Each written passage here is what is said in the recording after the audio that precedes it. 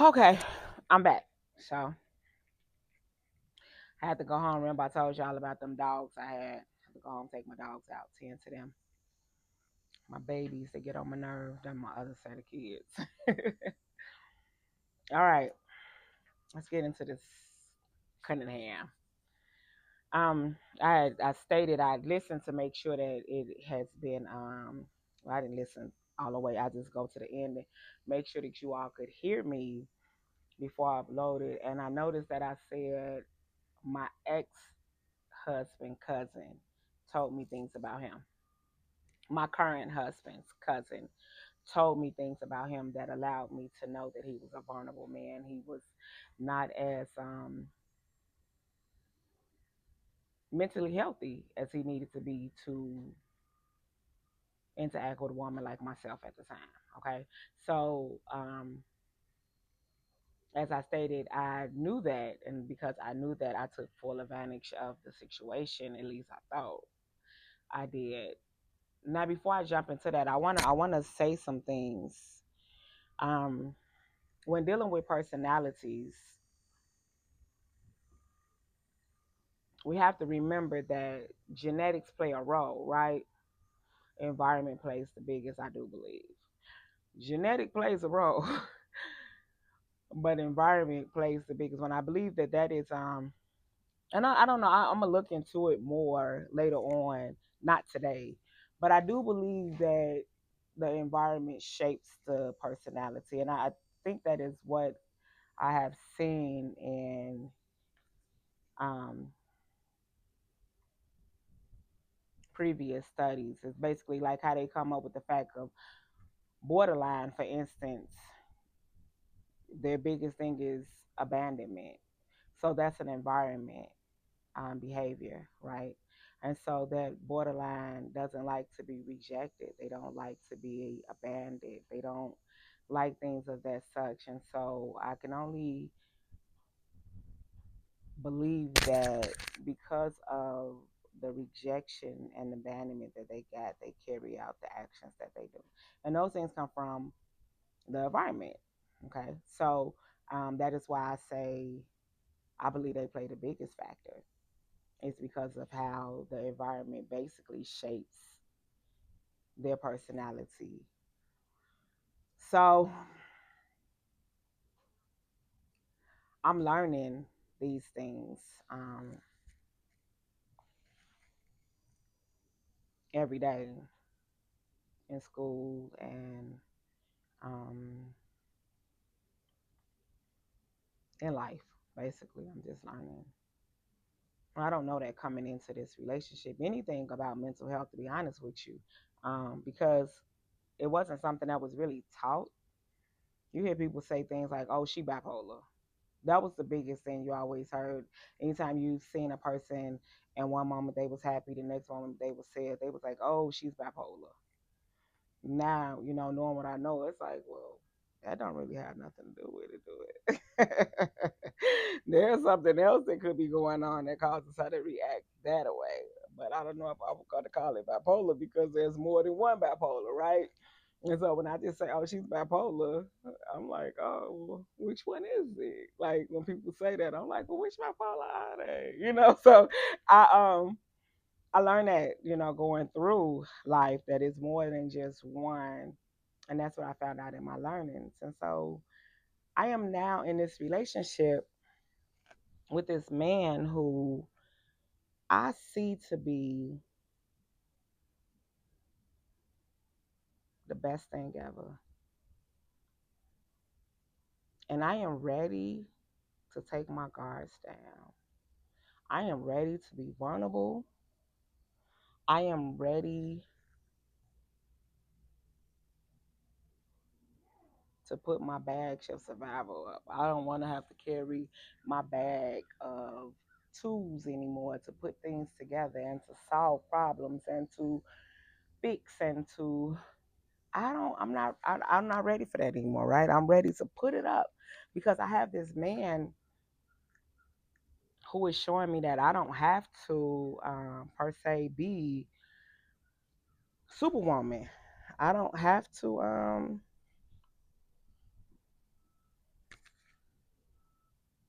I don't have to handle everything on my own. I don't have to worry about anything. Honestly, he was taking care of it. He was doing it. He was my provider. That was it. He was my provider. I was blinded by that. I fell in love with that. I fell in love with the fact that I didn't have to do anything. I could just sit back and be a little lady. I wasn't little, but I was technically little. And the reason I say I wasn't little because I wasn't petite. Okay. But I could be a lady. I didn't have to be so who gonna do this and who gonna do that. I didn't have to fight no more. Um,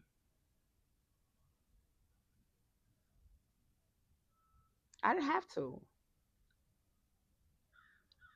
I didn't have to do anything. I fell in love with that. That was like structure to me. That was like consistency, I guess. It was, and he was consistent. So the consistency behind it was like, I don't know, but he was dependable. I never had to like worry. It was a safety. I was safe with him. I felt safe. I felt secure. I felt comfortable. So I let my guards down. I let them down. I let them down. And boy, did I regret that.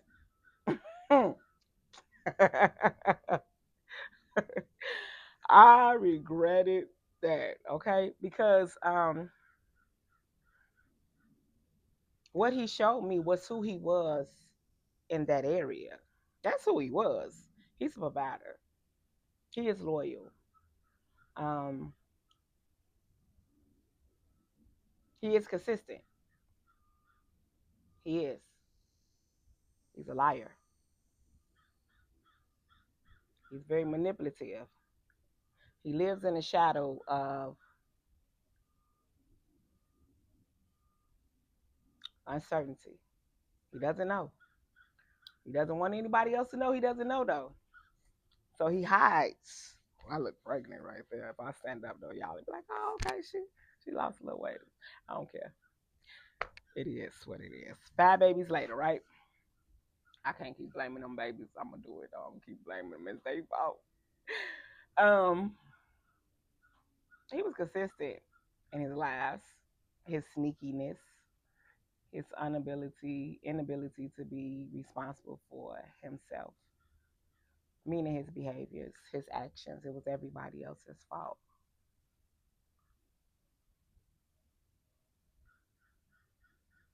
He was perfect in his world. Keep following me, y'all. Y'all may learn something here. He wasn't aggressive. Wasn't an aggressive bone in his body. He had some pent up anger, but he's not aggressive.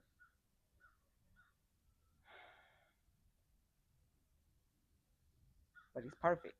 He can't even be seen to be not perfect because that means that now he has to admit that something is wrong.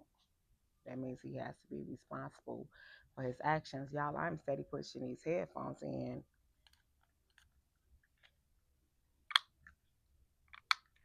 I thought they were on. I forgot that I'm on the mic, so they're not on right now. Hopefully, you all can still hear me, and y'all were able to hear me the whole time. Um,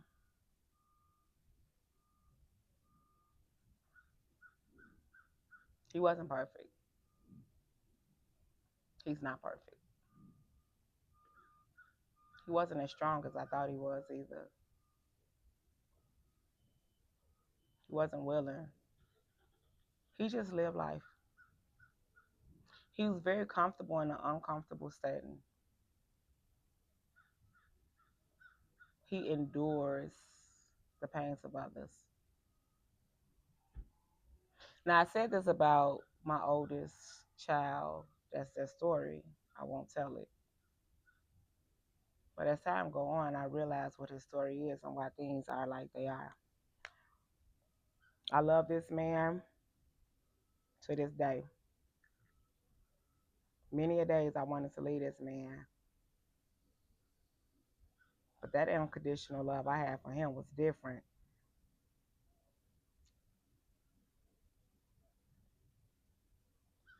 I told him I knew he was going to hurt me because I was giving him everything. I gave him my body in a way that I've never given to anybody else. I was so relaxed with him.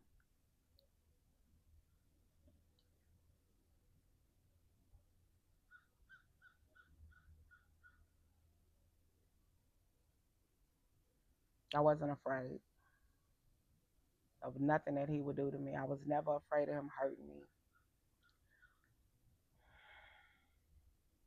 I gave him my mind. I gave him my body.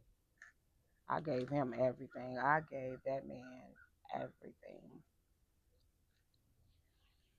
I wanted him to be happy. I wanted to take care of him. It's a spider trying to get on me, y'all. Okay, I got rid of it. I wanted him to be happy. He had mentioned to me that he wanted kids, and I already had three, by the way. Okay, I didn't really want any more kids, but he wanted children, and I thought that me having children by him would help him to be everything. I thought him having children would help him. Let's take a break right there, as I think this is important. I don't want to pass it. A lot of times when people are dealing with people with personality disorders as children, they learn some behaviors and they carry it. Sometimes sometimes people say, "Why did you stay in this relationship?" or "Why did you do this?" or "Why do you attract these type of people?" In order to really find out those things, this is something I used to say to my guys that were on drugs and going through therapy. For everything that is existing, there's a pre-existing, okay? And so, meaning there is something there prior to you doing what you're doing. It becomes familiar. It becomes your norm. It becomes things that you can relate with. You feel comfortable in that setting. And I noticed that everyone that I was around at a certain time in my life, they were people that needed to be taken care of. They were people that needed to be protected. They were people that were afraid to live every day. They were people that were unsure. That's who they were. And so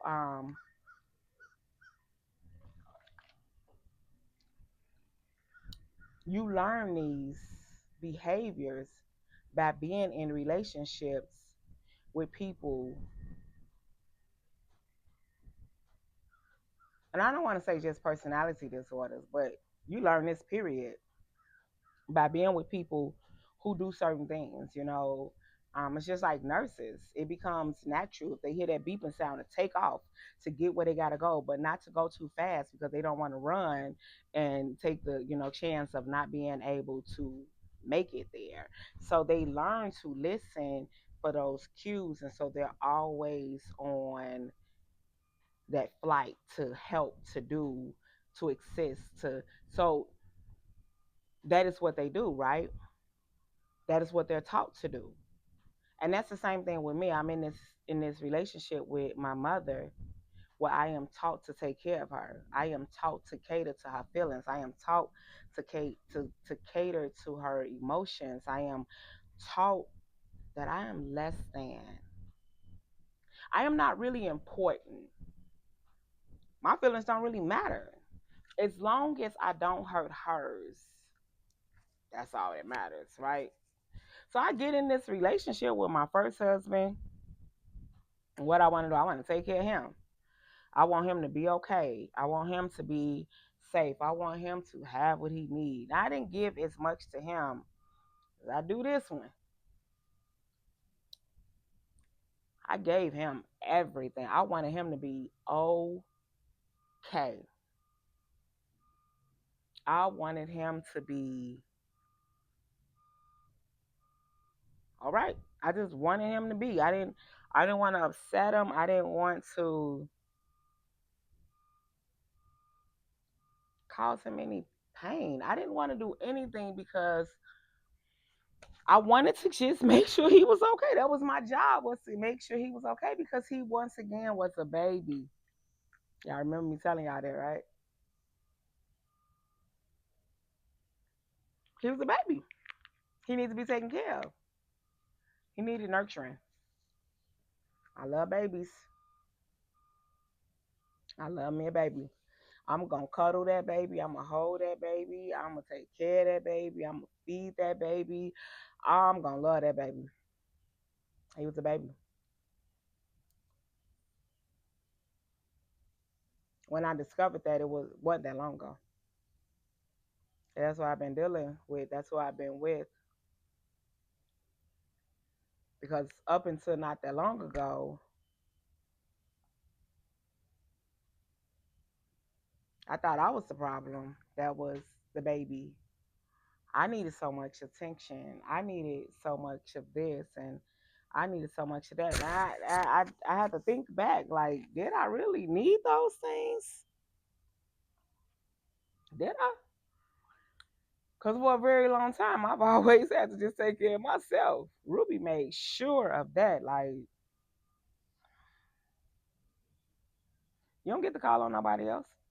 You hurt yourself. You hurt yourself.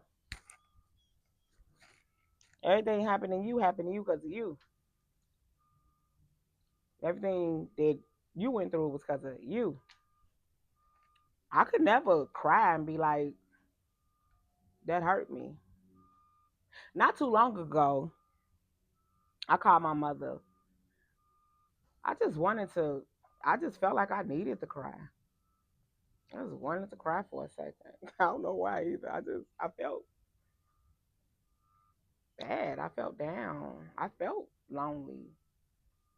Now let's make sure we understand something. Going through this and helping other people don't mean I don't still go through stuff. You know what I'm saying? That don't mean that I don't still endure things of my own. That don't mean that I'm not still triggered by things in my own life. That doesn't mean that. That just means that I know how to process information and come out a little quicker than other individuals, which then I can help other individuals do as well, right? That's all that means. Doesn't mean that I'm unnatural with this superhuman power. No, I am natural with no powers. That's it, okay? Um, Nothing about me is unique. That's what that means. I still have problems. I called my mama and I'm telling her like I just want to talk. And she said, no crying. You don't cry. You'll be okay. I said, all right. I just went on about my day. Because I've been hearing that a long time. You all right, you ain't gotta cry. So I'm not big on crying. I'm not. My ex-husband used to tell me all the time, what you crying for? What you crying for? Cause I hit you? You crying cause I hit you? Shut up. What you crying for? You right. Let me shut up. It hurt. You know what I'm saying? What other reason did I cry? You know? I'm being hit by the man that I thought was supposed to love me. I'm being hit by the man that I thought was supposed to take care of me, protect me, and provide for me. Being misused. It hurt. I shut up. I remember one day he did hit me and I didn't cry. He said, you ain't gonna cry? I said, nah, I'm done crying. Them tears is gone. I'm done. Now I'm back in survival mode. Now we can fight. Okay? Because I realized he ain't love me. Love doesn't hurt. So since you don't love me, let me show you what that feels like. Because I don't love you either. As quick as I could turn it on with him, I could turn it off with him also. So it was like, we can fight. We can do whatever you want. At this point, that's when I'm like, I'm done. I'm done fighting. I don't want to keep fighting. What are we fighting for? I don't even know what we're fighting for. I'm done fighting. I don't want to fight. Let me pause this. I'm going to pause because I need to put my phone on Do Not Disturb. Give me a second. All right. I didn't want anybody to call and then it shut us off. So now,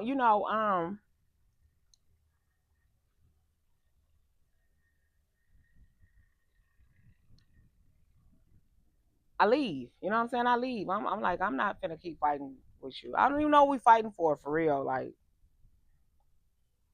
I'm done. I'm done. You win. You got it. I'm out. All right. So here I am in this relationship with my husband, and it's different. It's just all different. Everything about this relationship was different. I could fight. Never had to though. Never fought with him. We argued, but he would say things to me like, "You're too needy." My ex-husband used to say I was needy, and you know how you hear that saying, "If more than one person said, then it must be true." So I thought maybe he was being honest. Maybe I was being too needy. My ex-husband used to tell me I was too needy when he be gone 6, 7 days. I'm at home with the kids, and I'd be like, I just want to spend some time. That would cause an argument because I'm asking you for time will cause you to argue with me, and that would be his excuse for leaving. It's because I'm asking for time, and now we're arguing. I don't feel like being here, so he would make a situation. Y'all remember that, and then play the victim, and I would feel bad because you got it. I hurt his feelings, and I didn't want to hurt his feelings. I didn't want to bother him, so I would leave him alone for some time and not say anything. So now here I got this guy that's telling me the same thing. You're too needy. You're too needy. But at this point in my life, I'm having anxiety attacks. I'm having anxiety attacks now because I'm holding things in that are trying to come out. I'm afraid more and more and more.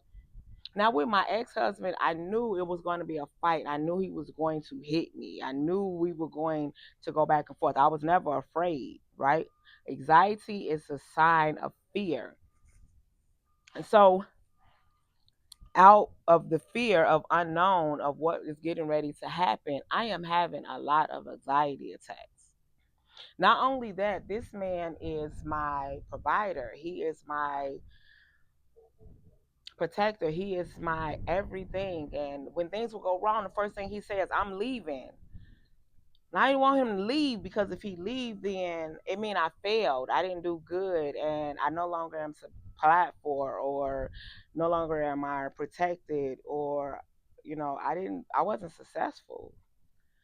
I didn't want him to leave, so I would, be like, "What are you leaving for? Like, why can't we talk? Why is it always you're leaving? Why is you?" It's like I was begging him to stay and be with me. Why? Go. I couldn't stand dude. Like for real. I hated my marriage with him. I hated it. I loved him, but I hated it. And I hated it because I told you all this. I'm not a competitive woman or a competitive person. I don't compete with women. I don't judge other women. If I think a woman is beautiful, I tell her she's beautiful. I always wanted to be seen by other women. I didn't want to make other women feel a certain type of way. Now, my mother never allowed me to be a girl's girl. So I didn't have a lot of girlfriends. My mother taught me basically that women wasn't shit. She had a bunch of girls around her though. I couldn't have girlfriends as a kid. So I thought like I didn't know what I really thought, but I know what I don't like. I don't like to compete with women. I don't feel there's a need. I hear people say, "Well, men like a certain type of woman." Men like all type of women. So what am I competing with this man, this woman for when that man clearly just don't like the type of woman that I am? And if that's not what he like, then I can always just be by myself until something else come along or until whatever. I don't even know. I've never been pressed about a relationship. That's nothing I ever really wanted. I like to be alone. I like the solitude of myself. I love that. I ain't got to take care of nobody, right? I found it to be harder when I was in relationships because I got to take care of people. It wasn't that hard with my children. With me and my children were together, we had the best relationship ever. because it was just me and them. They wasn't never in trouble. I found it to be more stressful when other people were around. Now my children are in trouble because they gotta please me and please them, and it's like now that I gotta please them and please them, and now my kids are always in trouble. They go to school, they in trouble. They were just in trouble all the time. So I found it to be hard to be in a relationship. Right? I'm not pressed to be in a relationship. You want to leave, leave, but not with him. I wanted him to stay. I wanted him to stay.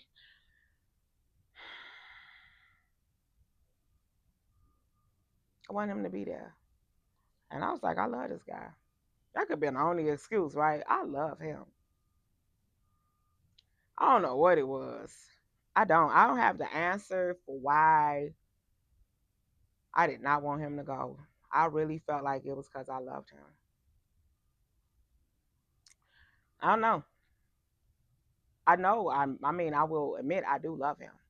I loved him then. I loved him now. I couldn't stand him though. I couldn't stand him because he made me feel like I was nothing. Being with him, I was lonely. I was alone. I was single. For the first 4 years, I honestly was like, I want to say just by myself. Um,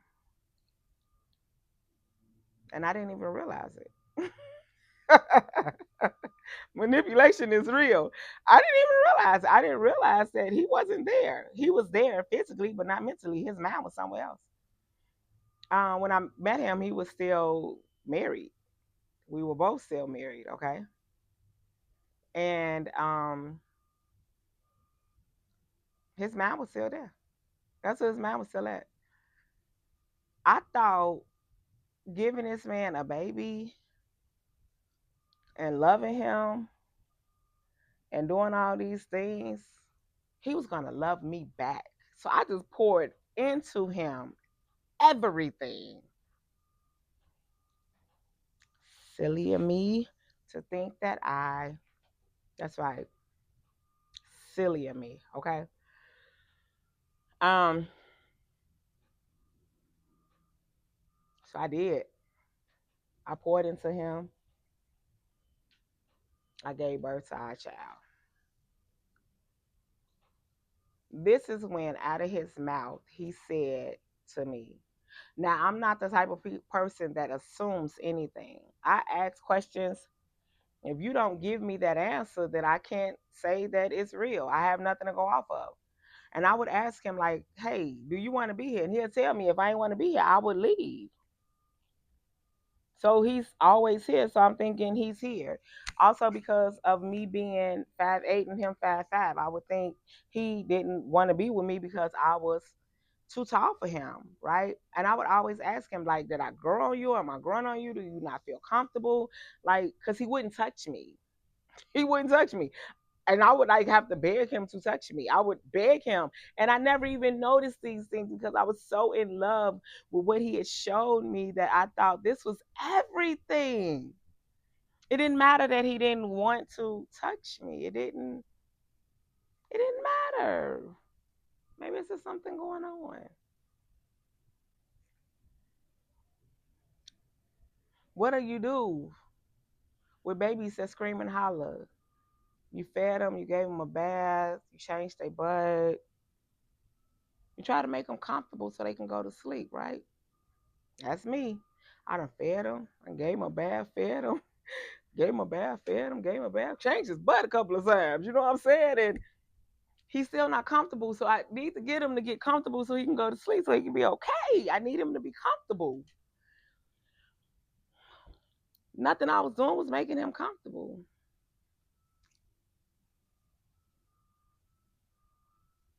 I just kept trying. So I would ask questions and it would cause arguments. And I would stop asking questions because in asking these questions, I felt like I was burdened asking. I felt like I was begging. I felt like shit. Okay. Every day I would ask this question, I felt worse. I felt less. I felt more empty. All I needed to know is that he didn't want to be there. Then I could have left. I could have left. I could have went on about my way. Because I'm not going to beg you. Once you tell me what it is that needs to be said, and I go.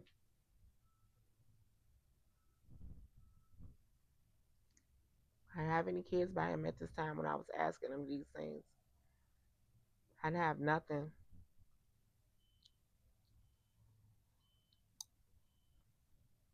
It's just me and him.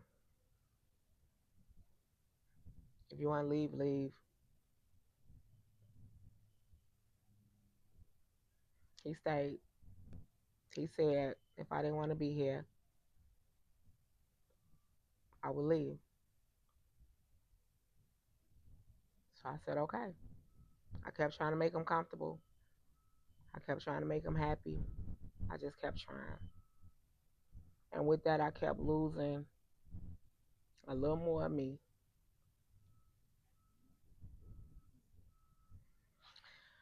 I tried to be like the women that he was talking about. He would talk about all his exes.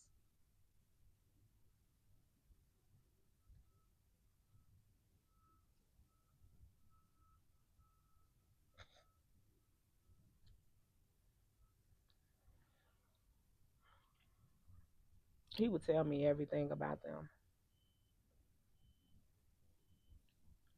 the sex,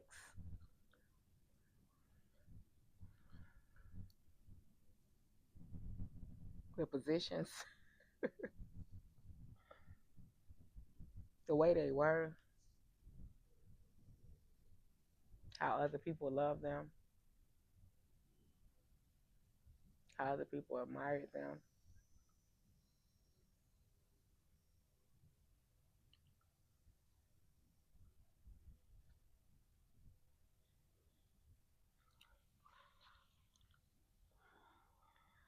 Y'all, I felt like shit often. I did everything to try to be seen and appreciated and wanted by him.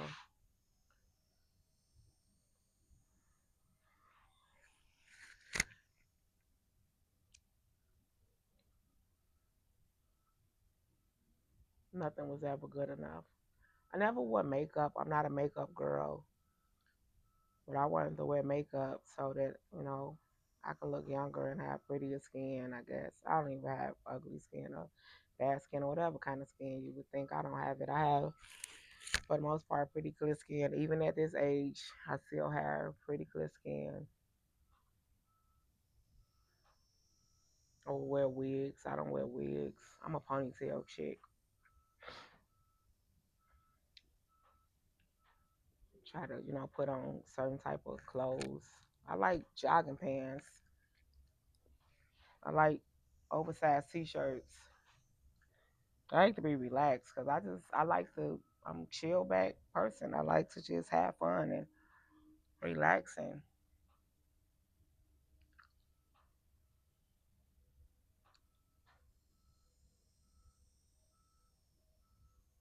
I did everything that I thought he would want. I even was like, hey, take care of the kids of your others because that would make you feel good to still be able to be around them and talk to them, I guess.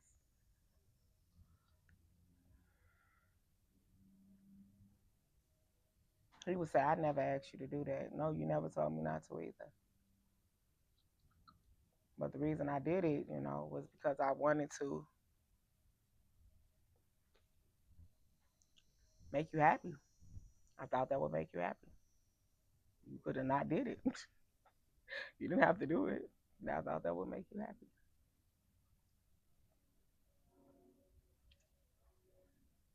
None of them ever argued or whatever, as he would say. So I tried not to say nothing. So I would constantly like not bite my not bite my tongue, but bite my tongue off because I didn't want to say anything, right? Because If I say something and that upset him, and then he'd be like, "I'm leaving. And I don't want to argue." What it was is it wasn't that he didn't want to argue. He didn't want to hear that he wasn't perfect. He didn't want to hear that he wasn't the idea man that every woman wanted. He didn't want to hear that. He didn't want to hear that he was selfish as shit. Selfish as shit. Okay? He didn't want to hear that. He didn't want to be accountable because he didn't want to change, because if he changed, that mean he had to admit that he wasn't perfect. Why would I do that? And everybody loves me. Everybody. What she say, after me, there will be no other to take care of me the way that you did. Yeah, that's the truth. That is the truth. But trust me, she will still be there if you took care of her the way she needed you to. We ain't talking about providing. We're not talking about that. We're talking about taking care of the person that you're with. Can't do that when all you think about is yourself. Okay?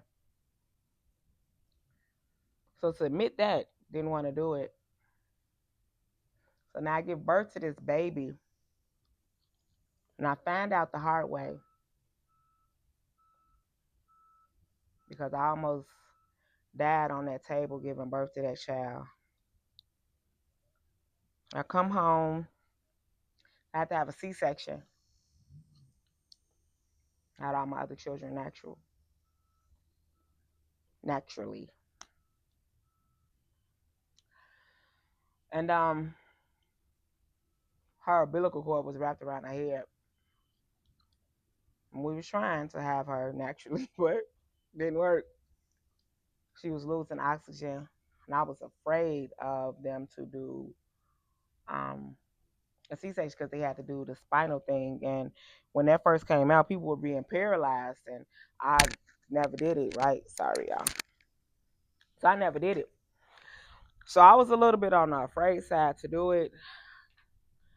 And I remember looking at him, and he said, "You don't want to do it, you don't have to do it." But I did it because I knew he wanted the baby. So I had allowed them to give me a C-section. The doctor was basically telling me at that time, like, "You're running out of time. She's losing oxygen." So I went on and did it and had a rushed emergency C-section. Well, my body didn't take to the medication, and it was rejecting it, and I was going out. I was leaving, and we got home. I couldn't keep this man away from me. I couldn't keep him off me. He wanted to kiss me. He wanted to touch me. He wanted to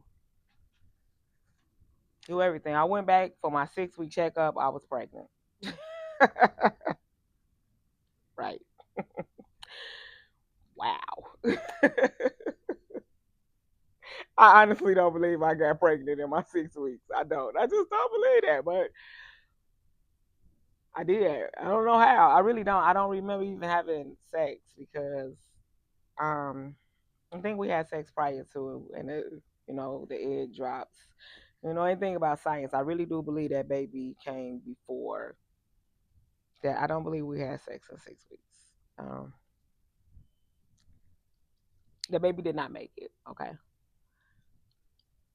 but I come home and I'm a person of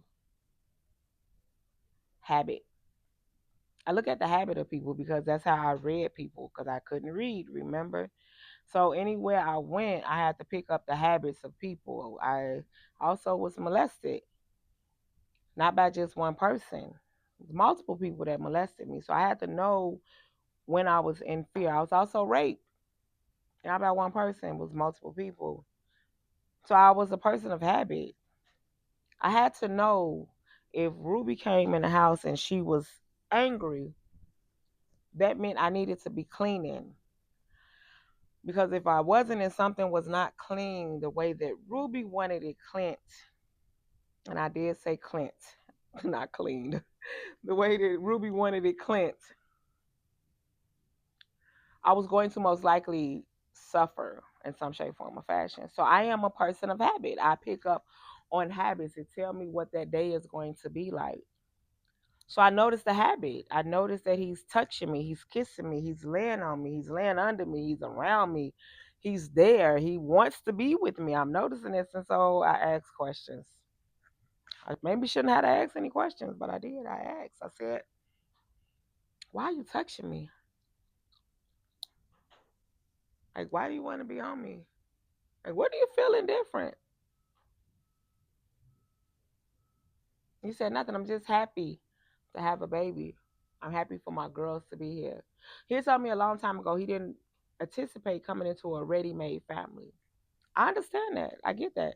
Nobody does. He was like, he always thought he would have somebody who didn't have children. So I was like, oh, okay, that makes sense. Like, he's excited that now he actually feels part of a family. He has his own little family within a family. That's cool, no problem. It didn't sit well with me. It didn't really feel like that's what I was feeling. Okay.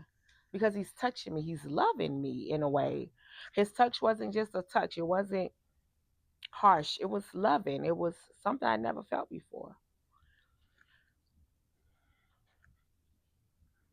by anyone. Let's make sure we understand that. So I asked again. If I'm gonna be honest with you.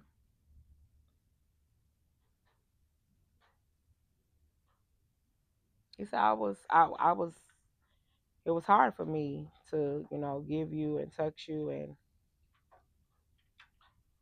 have sex with you all the time because I was still in love with my ex wife.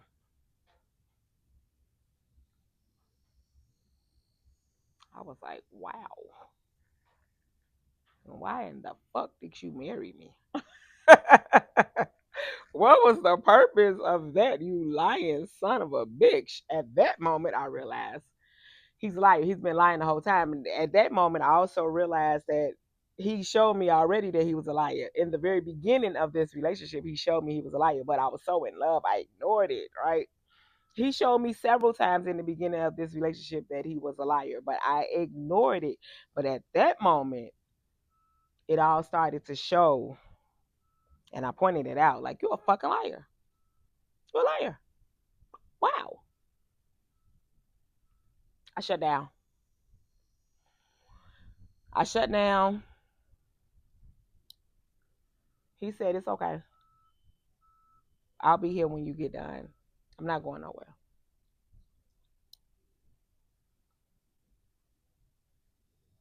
Only time in this entire relationship he's ever been responsible for his actions. That was the only time. Everything else was a but or because I felt like, I wanted this because of that, because of, it was basically because of me. That was the only time he's ever said, I'm sorry.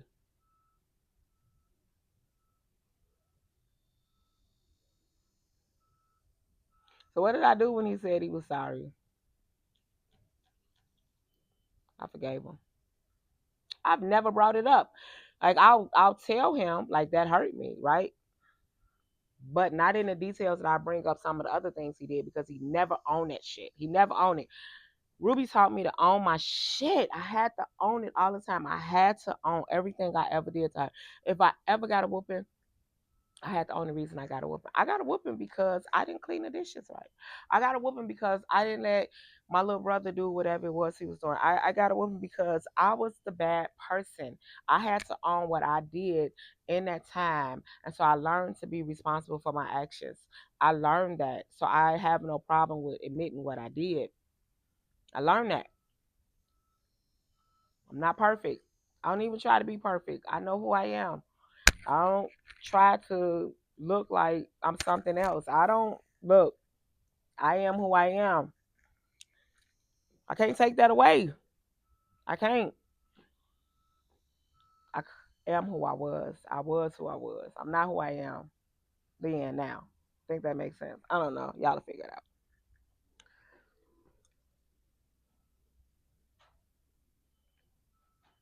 That was the only thing he ever fully apologized for. As time kept going on, that man kept showing me more and more and more of who he was, more of how selfish he was, and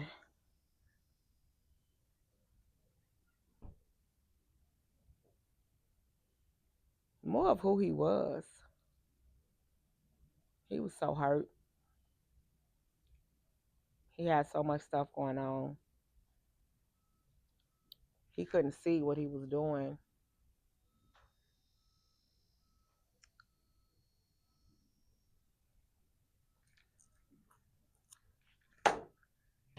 These little spiders is gonna drive me crazy. But I stayed, right? I stayed. I stayed. I tried to do everything to make him happy. I said, let's move so, you can be around people that you know. I said, call your ex wife and get the closure that you need. Reach out to this person and find out where they are so y'all can talk. I did everything. And all the people I'm telling him to reach out to are women. Okay? Let's make sure we understand that. Because I just want him to be happy. Because if he's happy, then everybody else around him will be happy. He would say to me, he felt like I needed him to make me happy. And I told him, I said, you can't make me happy. Either I'm happy, I'm not. You can't make me happy. Now you can contribute to my happiness, but you cannot make me happy. You can't.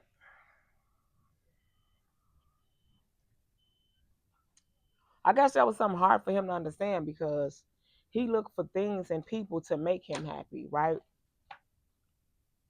I don't. I don't look for people to make me happy. I can't expect for you to make me happy. How can you make me happy? How can anyone make anyone happy? That is something that we do on our own by knowing who we are and knowing what we like. You can't make me happy. You don't. You're not gonna make that chicken the way I'm gonna make my chicken. You're not gonna season that chicken just right and fried crispy like I want it, like I want it. You're not gonna do it. I found one place that can do that like I want it, and that place isn't here. And so I have to learn how to even do it myself how I like it to be done because that one place does it and it does it well. And man, that really makes me happy when I had that chicken like that.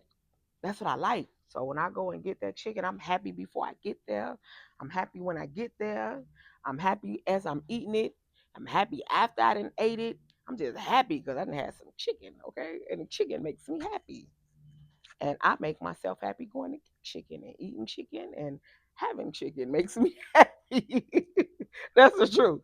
If you ever know anything about me, if you ever want to find me anywhere eating, I'm eating chicken. That is what I eat. It doesn't matter the time of the day. So now, you can't make me happy, okay? But you contribute to my happiness. And he did a lot. So I figured, hey, he always talked about his oldest brother. I said, well, let's move to Texas with his oldest brother because then he'll have his family around. I didn't need anyone around me. People gravitate towards me. I always have people around me. I've never been alone. Um, y'all heard that? Never been alone. I've never been alone. That y'all find out why that's my name. I never been alone. I always had people around me. I was always around people. No matter where I went, I always became somebody family. Somebody mama, somebody sister, somebody cousin. I always became. I was never shy to people. I'm a people person. I love people. It's just that simple. Him not so much because it's something internally going on there, right? But he has to get to know people. He can't just trust the person because what are they gonna do to me? Well, I'm not gonna let you do nothing to me. I know who I am, and I know that if this bothers me, I can move away from that. Remember, my mother taught me to survive. That was her thing, was survival. She taught me how to survive. Joyce taught me how to love. Those two individuals played different roles. Okay, Ruby is my biological mother. She taught me how to to survive. Joyce is my mom who raised me. She taught me how to love. Remember, she took me to bed. She carried me downstairs. She talked to me. She had patience. Two times two didn't get me smacked upside the head with Joyce. Okay, like little Johnny got two apples and he gives one to Amber. How many did he have? And I said three. I didn't get smacked with Joyce, but with Ruby, baby, I had to go fire my head somewhere. She wasn't gonna tell you that too many times. So I'm good. You know what I'm saying? I'm good at being with people. I'm a loving individual. So he's not that person. He has to get to know you and see if he like you and be around you and do all this. I know exactly who I am. I realize in his family, for instance, he didn't protect me in his family. Okay, he allowed his family to think whatever they wanted to think. He never stood up to his family. That would bother me so much because if my family did anything to me, I tell them like y'all better shut the hell up because shit get real around here real quick and y'all already know it. Okay, I never would let them do anything to him either because they know, like, don't put your mouth on him, my children, or anybody else because I don't have a problem with fighting. Okay. We all know this. I don't have a problem with it. Don't mean I like doing it. I just don't have a problem with it. And so if you bother my family, my five children, and my husband, I will unleash a dragon on you, a couple of them. And I happen to be the dragon. So, yeah, no, that bothered me because I'm like, oh wow. So I realized that when I'm with him and his family, I have to protect myself. It made me look like a bad person with his family because they're like, man, why she so uptight with us? Why she on relax? Why she on this? Because there was times, like for instance, his cousin who told me everything about him also went and told his family members that we worked together that I had stole some radios from the place that we worked at. They were like the next cell phones. Well, at this time I didn't have a phone, and so one of the workers that we worked with would need me to come to work, and they knew I had the phone. So they would let me keep the phone so that they can chirp me and say, "Hey, are you available to come in?" And I'd be like, "Yeah." On the days that I knew I wasn't coming in, the phone would stay at work. But we didn't have like multiple phones. I just had that phone. Well, she went and she told them that I stole the phones because I did end up getting fired because she went and told them I had a bunch of. Now there was people that was actually stealing these phones. I wasn't part of that, but I did talk to those people. Okay, and when they asked me to tell them who these people were, now y'all come on, I'm from the street. I ain't telling y'all nothing. I'm not telling you who did what they did. So they was like, we're gonna have to fire you. I don't care.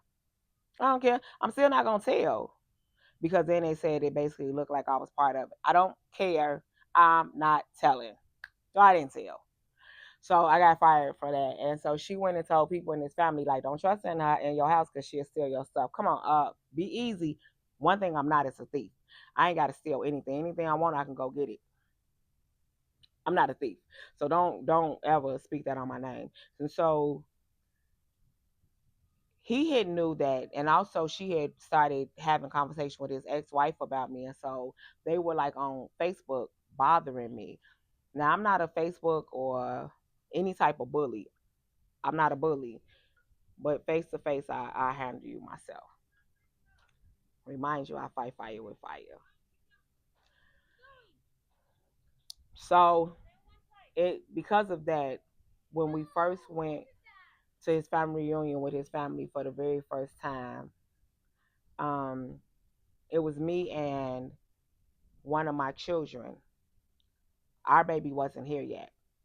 We wasn't even pregnant yet. It was just us. And I was told all the way there how the last time he was at a family reunion, he had taken his ex-wife, and everybody there loved her.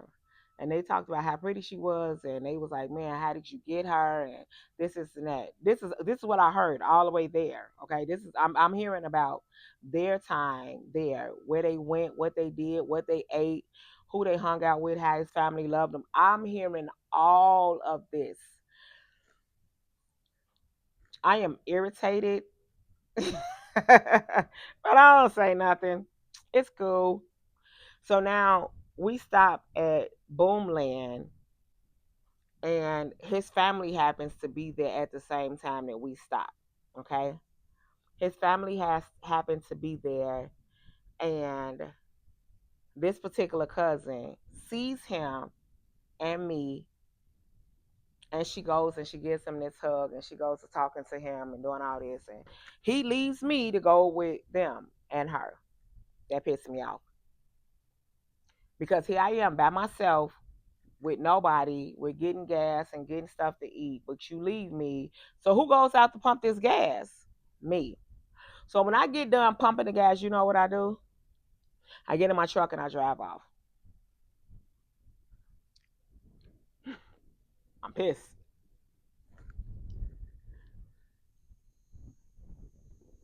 He asked me why did I leave. He calls me to ask me because I'm not there.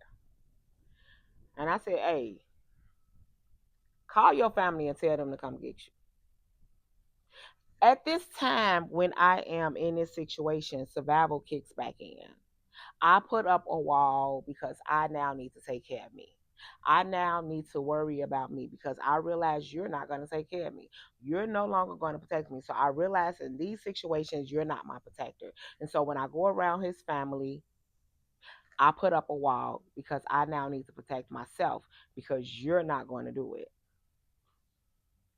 For whatever reason, he doesn't do it. He doesn't do it.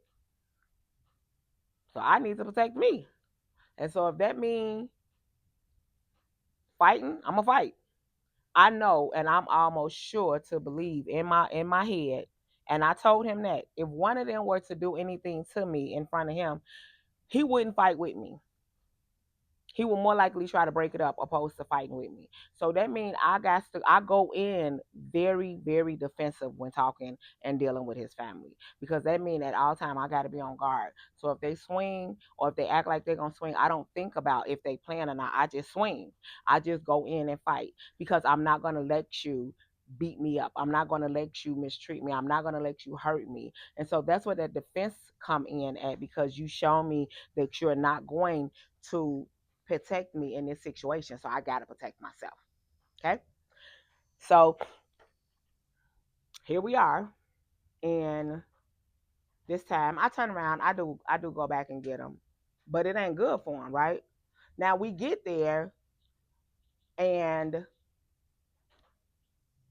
he lets me know even further that I'm not welcome in the family like his ex was welcome in the family. Because she's already told this and he doesn't go in and say, hey, y'all, let me introduce y'all to my wife. Instead, she moves, she gets out because they made all the hotel reservations. And so she said, yeah, everybody with the Cunningham, that's our last name, um, the Cunningham name is, can we get all our rooms together? Well, at the time, that wasn't my last name yet on my stuff. And so our thing wasn't put with everybody else's room. You know how in the family reunions, everybody usually stay in the same little quarters, right? Well, we wasn't. We was completely in a whole nother area because they had reserved it all for them. So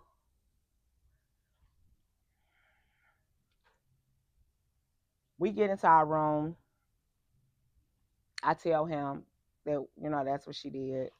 She did right in front of me, okay? Even though I asked for it to be in the same area because I reserved and I was paying with my card and all that other stuff. It was on me, right? And so the lady had already took all the rooms that they had available over there and put them there. So it was no way to happen. So he says to me, leave me and the baby that I had with me. She was like 6 or 7 at the time. I'm about to go over here and talk to my family. I'll be right back. I said, okay.